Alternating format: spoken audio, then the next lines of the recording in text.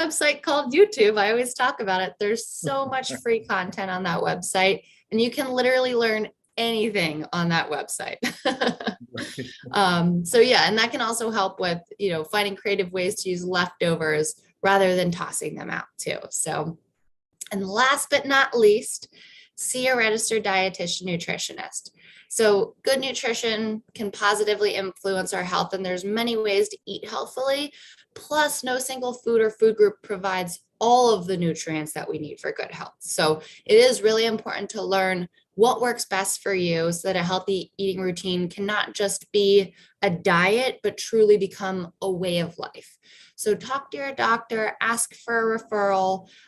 Remember that registered dietitians or registered dietitians nutritionists are the nutrition experts. So you definitely want to find one of them, myself, any other registered dietitian or registered dietitian nutritionist you may know or be in network with, will make a big difference.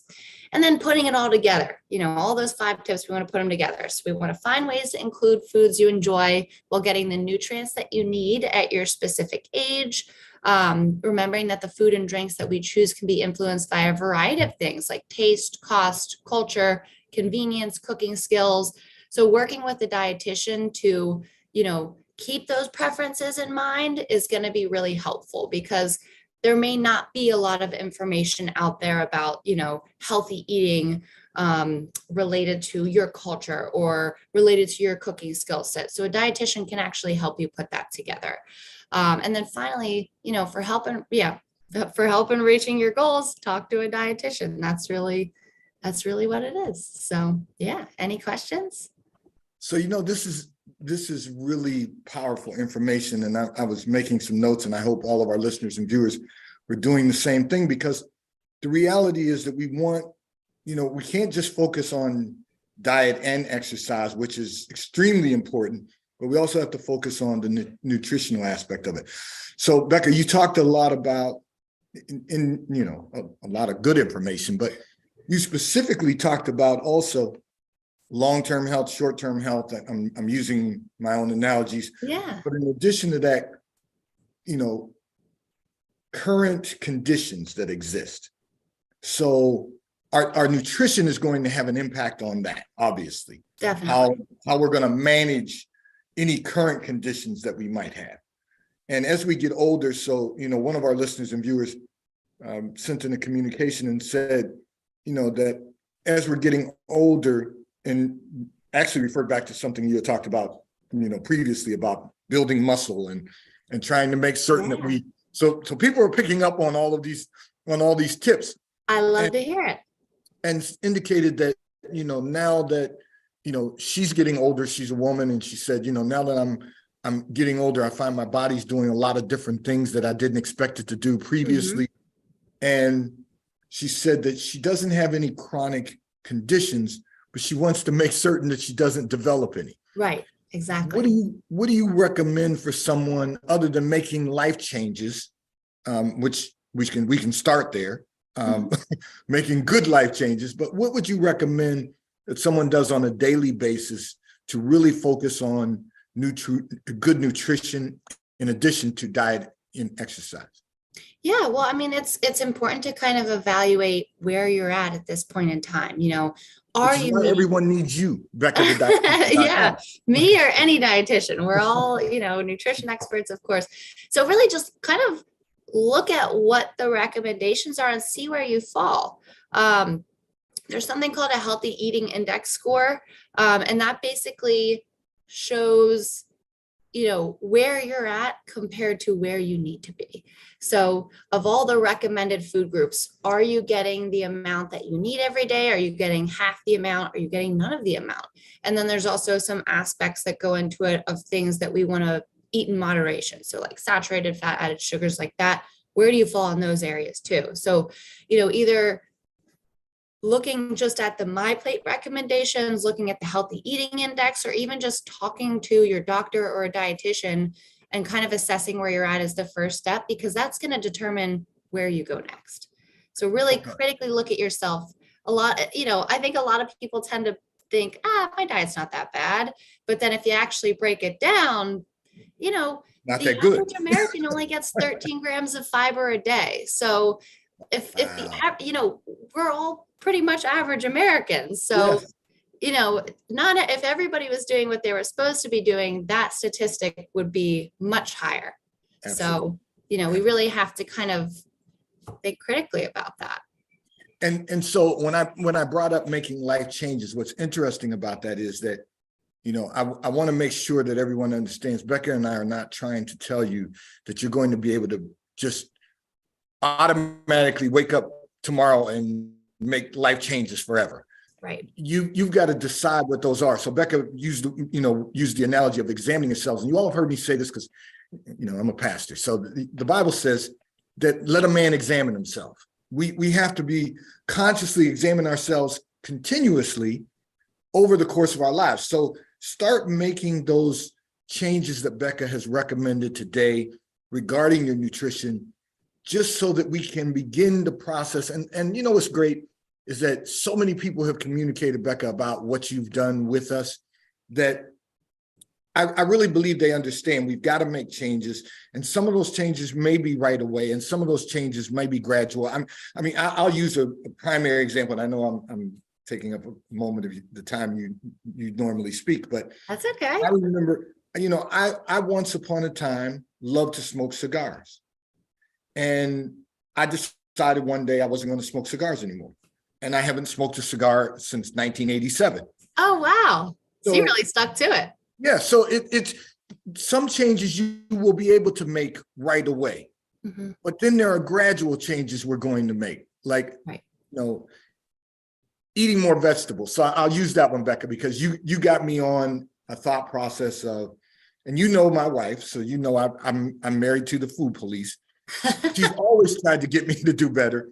But when you said to me, well, you said to all of our listeners and viewers, and this was my takeaway. You said, you know, you don't have to be a vegetarian 7 days a week, 365 days a year. See, I go back to this all the time. You know, one day you can be a vegetarian on Monday, Tuesday you could be a pescatarian, Wednesday you could eat meat, Thursday. In other words, you don't have to, it doesn't have to be all or nothing. And I admit I'm an all or nothing guy, but the reality is those small changes will make a difference. And Becca has taught us that you can just do those small changes that will impact. I'm back to eating oatmeal continuously. You know, just things that you've said and that have an impact on me. So I know our listeners and viewers are it's having an impact on them. We've got to really focus on making these changes every single day. We've got to focus on making the changes in our diet that are going to enhance our diet. My wife made she juiced this morning, and she said to me, I don't know if you want to drink this because it has carrots in it. And I said to her, well, they're not going to kill me. So she made me a smooth a juice this morning, and it had carrots in it. And trust me, you know her, it had a lot of other vegetables in it and fruit. But the reality is we just got to start doing some different things. Mm-hmm. And that's what Becca has been teaching us all along for this long period of time, and that she's been with us, and much longer to come, because we're going to be continuing to enhance what we're doing. So I have to say, Becca, you know, thank you, first of all, for sharing this information. Now, I will tell you, I did something I don't normally do. I usually go back through the communications that are sent in by our listeners and viewers, but I got a communication that I picked up that was sent in yesterday. Oh, so nice. I pulled this one because this is something you just did recently. Ooh. Just last November. One of our listeners and viewers actually got accepted in the New York Marathon yesterday. Oh my gosh, that is so exciting. Well, congratulations. She said, I don't know how this happened because it's a lottery, but what she realized is that because she signed up for and this is what I said to people before, she signed up for a charitable run for cancer. Oh. And so she actually got chosen for the marathon. So she's going to run the New York Marathon. And she's like, I know you said yesterday that Becca was going to be with us this Thursday, because it's the first Thursday, even though last month you were with us on the second. And I always tell everyone, scheduling permitted. But she said, can you ask Becca exactly what she did, and can she share some information? And listen, everyone's not going to run a marathon, but I thought this one was really cool because you have just done that. Yeah. And I know what it's like to run it, but she's running to New York. And so would you share with our listener and viewer, because she is tuned in today, as always. So would you share with her what you did? And this will help some of our other listeners and viewers, even if you're not going to run a marathon, but you're just going to try and be healthy. You're going to start running, or you're already running and you want to be healthy. But Becca, yeah, so I mean, honestly, of course, we want to do the same things that we do, whether we're running a marathon or not. We still want to be making those good choices, trying to minimize processed foods in our diet, getting the fiber that we need, eating healthful, lean proteins, things like that. We always want to do those. Believe it or not, during marathon training, carbs are pretty much your friend. king. Yeah, like carbs are good. But I would say, I like that. yeah. So a big thing to keep in mind is you're not running a marathon to lose weight. That's something that a lot of people go into a marathon thinking like, oh, I'm going to lose so much weight. But it's a big deal. It's a lot of stress. And that can't be a thought, because we don't want to have any of those feelings of, oh, I need to kind of like cut back and restrict. The goal is to fuel your body to get through those runs. So really, things don't start to totally pick up distance wise until you start to hit like maybe a month or two into training. And that is the point when you really do need to increase your carb intake.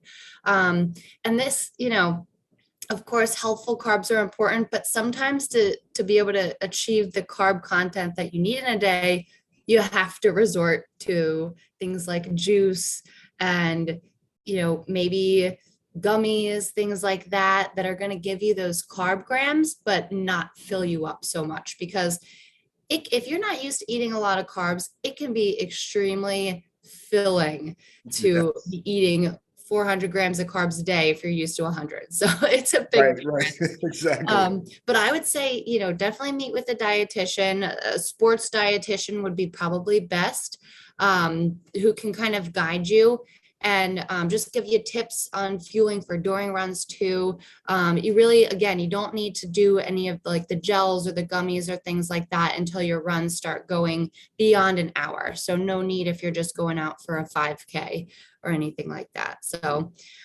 yeah, but those would be my initial tips, but that is so exciting. So, although we're not running the marathon, we are going to be running a half marathon, this year.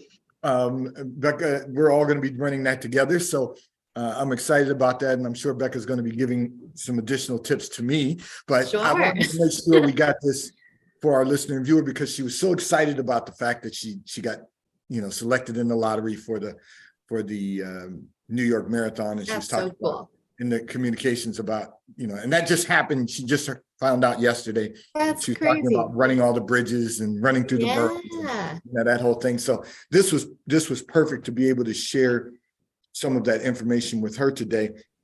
And for all of us, because listen, wherever you are across the US and wherever you are around the globe, Becca offers information that helps us all, wherever you are. Those of us who live in the Northeast are in our cold season. Now, Becca, I don't know about you, but I haven't been doing much running. I've only been running when it's 50. A little bit warmer. Yeah. With warmer days, we've had a few of those. Yeah. So I got out and got a little, got some running. But, even with that, for those of you who aren't running, one of the things that you can do is you can do simple floor exercises at home that'll really enhance your health and wellness also. But most importantly, because it's Nutrition Month, we wanted to get this information from Becca so that we can really work on our nutrition, because think about this. We're already in the third month of this year already. It's actually crazy to think about that. It's the third month of the first quarter of this year. And for us in this season, it's going to be getting warmer soon. We want to start really working on our health and wellness, and all of the nutrition tips that Becca gave us today are going to help us all. So I want to just say to our listeners and viewers, let's focus on what Becca has shared today. Let's really zero in on this, and let's get to work. Let's really start doing some things differently. And Becca, one of our listeners and viewers who also indicated that they are they have juvenile diabetes. I'm trying to get to that's stage 1, correct? Yep, type 1. Yeah. So what can you do from a nutrition aspect? And you might want to throw in a little exercise too, because I know that's your next thing. I always tell the listeners, you're a picture of health. So what can she do to really enhance her health and wellness while dealing with that particular? Yeah, so a lot of the same stuff is going to be true, but for somebody who has type 1 or even type 2, blood sugar management is the most important thing. So we don't want to drop low and we don't want to go high either. So just trying to be as consistent as possible. Now, in terms of blood sugar. Yeah, what does that look like? Because you're right. You don't want to crash and burn, but you don't want to be off the chart either. So exactly. Yeah. And with type 1, I mean, there's such a high potential for complications like retinopathy, which is when your eyes start to be impacted, neuropathy, which is when, maybe your fingertips or even your toes, you start to lose feeling in them, which can potentially lead to chronic wounds. Our kidneys can be affected by poor blood sugar management, and any form of diabetes, of course, too. A lot of diabetics end up on dialysis. So just being consistent with your blood sugars, making sure you're checking them regularly. For type 1s, a lot of type 1s have a continuous glucose monitor, which makes things a lot easier. But just, staying on top of those numbers is so crucial. Now, how you do that is going to look different for everybody. You might be somebody who follows a low carb diet and can manage your blood sugars that way. You might love carbs and want to eat them all day, every day. So that is going to be different. But, same as with someone without diabetes, we want to make sure that the carbs we're choosing are healthful carbs. So your unprocessed carbs, your carbs that are high in fiber. So just, to give some examples, like if you're going to have bread, use a wheat bread instead of a white bread. If you're going to have potatoes, make sure they're like maybe roasted potatoes or baked potatoes instead of French fries. Just choices like that. If you're having a snack food, maybe go for popcorn, which is whole grain, instead of potato chips, which is also a fried potato form. So, so different things like that can go a long way.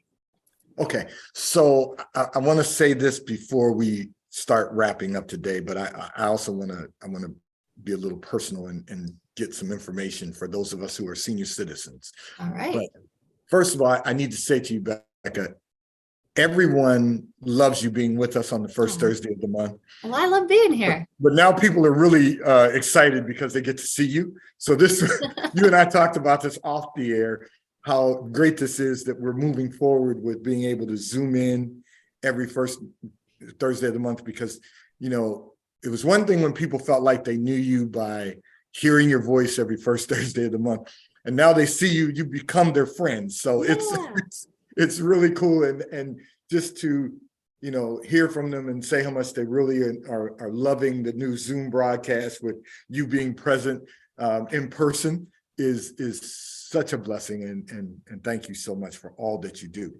Now, for those of us who are senior citizens, who are in good health, how do we and I can't just say, keep doing what we've always done, because we're getting older. So we've done some things that, I like French fries, but I probably shouldn't eat as many as I might like to eat now.